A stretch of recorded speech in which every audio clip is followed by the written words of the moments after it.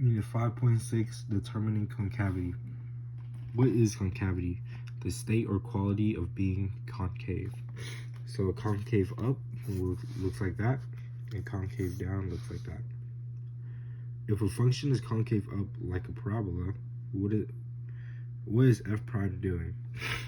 So f prime, we'll say that f prime is increasing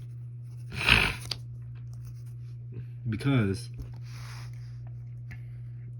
the tangent line among every point on the parabola is increasing, so f prime is increasing. If f is concave up, then f prime is increasing like it was on that last example. And the opposite, if f is concave down, then f prime is decreasing. This leads us to the following. If f prime prime is greater than 0, means f is concave up. If f prime prime is less than 0, means f is concave down. So we have a sine graph.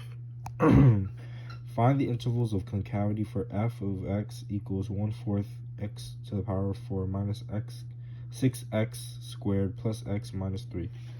First, we have to find the derivative of f of x. So f prime of x equals x cubed minus 12x plus 1. Then we have to find the second derivative, f prime prime of x, which is 3x squared minus 12. Then we have to set this equal to 0. Solve for x, which will end up being x equals positive and negative 2. And then we can draw a table. So x over f prime prime of x. And we'll put our 2 points, so negative 2 and 2. And we'll put the domains of every number in between. So this is negative infinity to negative 2. This is negative 2 to 2. And this is 2 to infinity. We know these are 0. Plug in a number into the equation, and we'll know that it goes positive, negative, positive. So now that we have this table, we could say that it is concave up on negative infinity to negative 2 and 2 to infinity, because f double prime is greater than 0.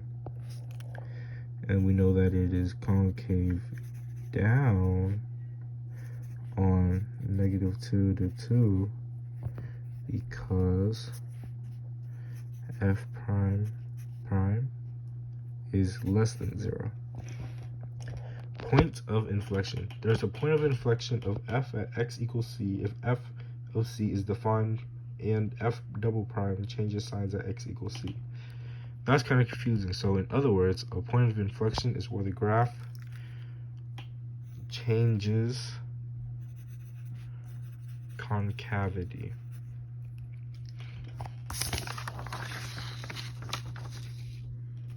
Two common mistakes when finding the point of inflection.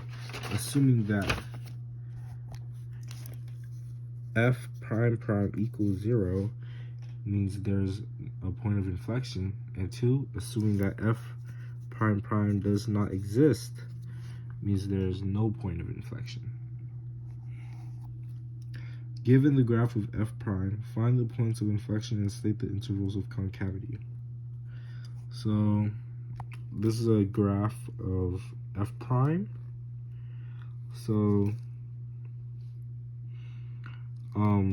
looking at the slope, we could tell what concave down is. So concave down is when the slope is negative.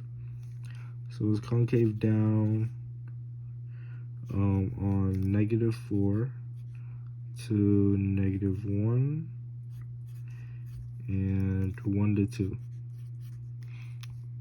And it's concave up -1 to 1, and 2 to 3. And the points of inflection would be where it changes from positive to negative. So right here, right here, right here. So of inflection are x equals -1, 1, and 2. Given the graph of f prime prime, find the intervals of inflection and state the intervals of concavity. So since it's f prime prime, it's a little bit different. It's concave down when the graph is below the x-axis. So it's concave down on -3 to 1 and 3 to infinity. And it's concave up when it's above the x-axis. So it's concave up on -infinity to -3 and 1 to 3. And then the points of inflection are when the line crosses the x-axis. It has to actually cross it, it can't just bounce off of it. So points of inflection at x equals -3, 1, and 3. For does the line tangent to the graph of f of x equals x e to the power of -x at x equals 1 lie above or below the graph of f y? First, we have to find the derivative of f of x, which is f prime of x equals e to the power of net x minus x e to the power of -x. Then we have to find the second derivative.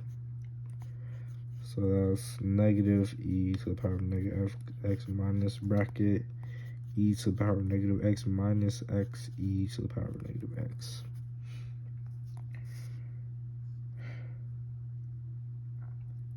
Now we have to find whether it's just positive or negative at x equals 1. So we plug 1 into the equation. E to the power of -1 minus 1 e. This just e to the power of -1 minus e to the power of -1 is 0, so we just cross this out. And our answer is -e to the power of 1, or -1 over e, which is less than 0. So it lies above because f prime prime is less than 0.